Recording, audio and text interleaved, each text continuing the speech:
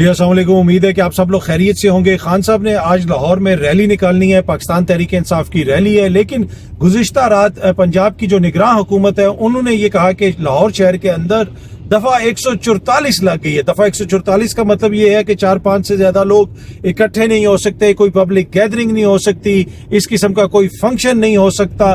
दूसरी तरफ पाकिस्तान तहरीक इंसाफ ये कह रही है कि जनाब इसके खिलाफ हम अपील करेंगे। उन्होंने इलेक्शन कमीशन ऑफ पाकिस्तान को भी बाकायदा तौर पर उनसे अपील की, उनको लिखा।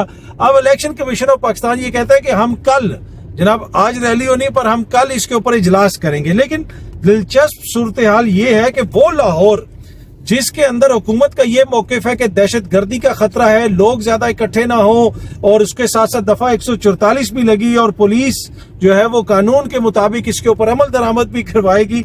लेकिन क्या आपको मालूम है कि लाहौर पुलिस के ऑफिशियल ट्विटर अकाउंट से अब से कुछ देर पहले जनाब एक ट्वीट हुई और उस ट्वीट पे जनाब वो लिखते हैं कि लाहौर पुलिस मैराथन रेस समेत जश्न बहारा के तमाम इवेंट्स को भरपूर सिक्योरिटी फराम कर रही है।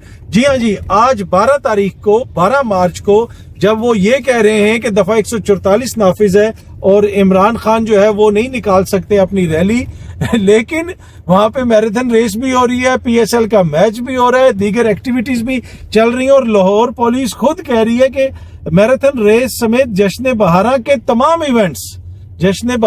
तमाम इवेंट्स, तो यानी मल्टीपल इवेंट्स हो रहे हैं लाहौर के अंदर। अगर इवेंट कोई नहीं हो सकता तो वो पाकिस्तान तहरीक इंसाफ की रैली नहीं हो सकती। अब ये स्पेसिफिकली बुनियादी तौर पे इस रैली को रोकने के लिए ये चीज सामने लेके आई है कि जनाब हमने यहाँ पे 144 लगा दिए। अगर 144 लगाई है तो आप जरूर लगाएं, पूरे शहर में तो उसका निफाज करें ना, फिर बाकी पूरे शहर में किसी किस्म का कोई खतरा नहीं है। मीडिया के अंदर भी इस तरह की रिपोर्ट आई कि जनाब हुकाम ये बता रहे हैं कि जी दहशतगर्दी का खतरा है, तो ये मसला है, वो मसला है। अब इससे आप खुद अंदाजा लगा लें। वैसे तो पाकिस्तान की तारीख में बहुत सारी निगरान हुकूमतें आई हैं और चली गई हैं, जितनी कंट्रोवर्शियल ये निगरान हुकूमत बन गई है, अभी इनको आए हुए कुछ दिन नहीं हुए, अभी तो इन्होंने इंतखाब करवाना है। इनके जो वुज़रा के बयानात आ रहे हैं, कल मोहसिन नकवी साहब की भी प्रेस कॉन्फ्रेंस हुई, उसके ऊपर भी तनकीद होती रही। फिर जिले शाह के जो केस हुआ वो भी आपके सामने है, जिस तरीके से पुलिस ने लोगों की गाड़ियां तोड़ी वो भी आपके सामने है। तो मैं अगर ये कहा जाए कि ये पाकिस्तान की तारीख की मुतनाज़ा तरीन निगरान हुकूमत बनने जा रही है, अब तक के जो हालात है, आगे क्या पता, हम उम्मीद करते हैं कि हालात बेहतर होंगे, कोई ऐसी सिचुएशन नहीं बनेगी। लेकिन जिस तरह की बातें इनके वजीर इत्तलात करते हैं, कल वो ये कह रहे थे कि खान साहब एहतियात करें नहीं तो पेट में दर्द हो जाएगा। मतलब मुझे वो मैंने पहले भी अर्ज की थी, अगर कोई मुखालिफ अता तारर साहब करें, मरियम औरंगजेब साहिबा करें, मरियम बीबी करें, कोई सियासी मुखालिफ खान साहब पे तनकीद करें, उन पे टॉन्ट करें, वो तो बनता है, उसकी समझ भी आती है, अकल भी मानती है, मंतक भी मानती है। लेकिन ये तो एक निगरान सेटअप है। अच्छा, अब यहाँ पे एक और भी बड़ी मजेदार चीज है। अब निगरान हुकूमत जो भी इस तरह की हरकतें कर रही है, जो कुछ कर रही है, उनके ऊपर जब तनकीद होती है तो उस तनकीद का दिफा में कौन आता है? उस तनकीद के दिफा में जनाब वफाकी वुज़रा आके बयानात जारी करते हैं कि जनाब ये नहीं है, ऐसा नहीं है, ये गलत बात है, ये बिल्कुल ठीक हो रहा है, इमरान खान गलती कर रहा है। तो उससे भी बंदे को अंदाजा होता है कि भाई निगरान हुकूमत अगर कोई गलती कर रही है तो वफाकी वुज़रा को क्या मसला है? जनाब वो इमरान खान आज लाहौर में फितना करेगा, ये करेगा, भाई आपका क्या कंसर्न है? वहां पे एक निगरान हुकूमत है, उसने इससे डील करना है। अच्छा, दूसरी एक और चीज जो मैं आपसे शेयर करना चाहता हूँ वो भी बड़ी इंपॉर्टेंट है। आने वाला जो समर है, ये जो गर्मियां हैं, उसके अंदर जो हालात होंगे मुल्क के अंदर, बिजली की जिस तरह आप कह सकते हैं पैदावार में भी कमी होगी, लोड शेडिंग ज्यादा होगी और जनरेटर्स और UPS जो है वो भी खरीदने के लिए लोगों के पास पैसे नहीं होंगे। और आज डॉन न्यूज ने इस हवाले से एक तफसीली खबर भी शाया की है। तो आप तैयार हो जाएं, जो गर्मियों में इस हुकूमत ने आपके साथ करना है उसके लिए बुनियादी तौर पे आप अभी से तैयार हो जाएं कि आगे आपके साथ होना क्या है। बाकी ये है कि जिस तरीके से इस हुकूमत का रवैया है, जुडिशरी के ऊपर तनकीद की जाती है, कोई भी इलेक्शन की बात करे, कोई भी सियासी एक्टिविटी हो, निगरान हुकूमत को तकलीफ हो जाती है। सेंटर में इलेक्शन की बात हो या पंजाब में इलेक्शन की बात हो या KPK में इलेक्शन की बात हो तो वफाकी हुकूमत को मसला हो जाता है। और बाकायदा तौर पे जुडिशरी को एक तरह से, जिसे आप कह सकते हैं, एक तनकीद का निशाना बनाया जा रहा है एक मुहिम के तहत। इसी वजह से जो वकला का प्रोफेशनल ग्रुप है, जिसमें डिफरेंट जो बार के सदूर वगैरह हैं, सीनियर वकला की क़यादत है, उनकी कल एक जो है मीटिंग भी हुई। एक जिसे आप कह सकते हैं इजलास हुआ और उसके अंदर प्रोफेशनल ग्रुप का, इसे कहा जाता है प्रोफेशनल ग्रुप जो है, उसके मेंबर्स का इजलास हुआ और उन्होंने बाकायदा एक रेजोल्यूशन पास किया है जिसमें कहा गया कि ये जो गैर कानूनी और गैर आईनी काम किए जा रहे हैं, अदलिया के ऊपर चढ़ाई की जा रही है, इलेक्शंस को टाइम पे करवाने के लिए अदलिया ने कॉन्स्टिट्यूशन को अपहोल्ड किया, अदलिया ने बेहतरीन फैसला दिया, लेकिन उनके ऊपर तनकीद हो रही है, उनके खिलाफ मुहिम चलाई जा रही है, उनको कंट्रोवर्शियल बनाने की कोशिश की जा रही है। सुप्रीम कोर्ट बार एसोसिएशन के जो सदर हैं आबिद जुबैरी साहब, उनके ऊपर बाकायदा तौर पे उनके खिलाफ मुहिम चलाई जा रही है। इन सारी चीजों की उन्होंने कंडेम किया इस रेजोल्यूशन के अंदर। वहां पे शोएब शाहीन साहब मौजूद थे, हामिद खान साहब मौजूद थे, लाहौर हाई कोर्ट बार के जो सदर हैं वो वहां पे मौजूद थे, दीगर जो इम्पोर्टेंट रहनुमा हैं वो सारे वहां पे मौजूद थे और उन्होंने ये यूनैनिमसली ये करारदाद मंजूर की है प्रोफेशनल ग्रुप ने।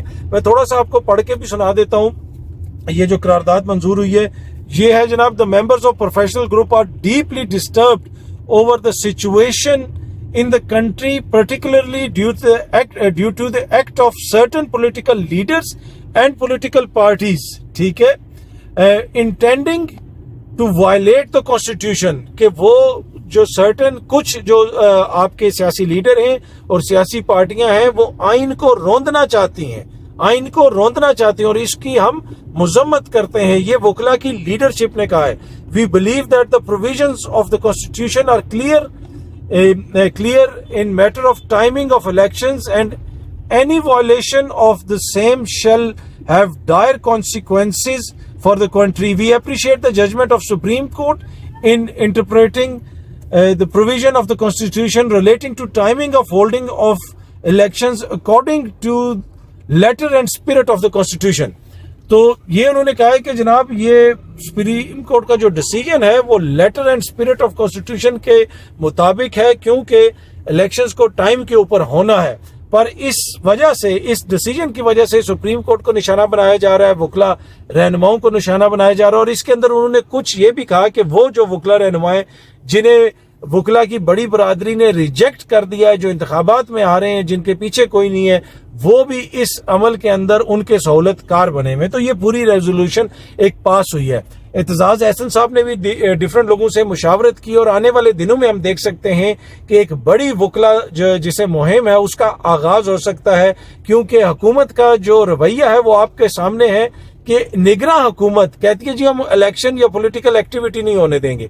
भाई तुम लोग तो आए इलेक्शन करवाने हो, आप लोग तो आए एक पॉलिटिकल एक्टिविटी की वजह से हैं, लेकिन इसकी मिसाल नहीं मिलती जिस किस्म के इकदाम किए जा रहे हैं। आखिर में छोटी सी चीज है, मरियम बीबी ने उस दिन अपने एक इंटरव्यू में दावा किया कि उनके वालिद को जहर दिया गया था। उन्होंने कहा पहले तो ये बताए ना कि मियाँ साहब यहाँ से जाने पे मजबूर क्यों हुए थे, उनको जहर दिया गया था। अब इनके चाचा की हुकूमत है, अब तक तो कोई इंक्वायरी कमेटी क्यों नहीं इन्होंने बनाई, क्यों नहीं बताया पहले कि जनाब जहर दिया गया है, वो किसने दिया, कैसे दिया। अब इनके चाचा वजीर आजम है, शहबाज शरीफ वजीर आजम, उसके भाई को जहर दिया गया हुकूमती तहवील के अंदर, पिछली हुकूमती तहवील के अंदर यकीनन उसमें हुकूमती जो अनासर वो मुलविस होंगे, अफसरान मुलविस होंगे।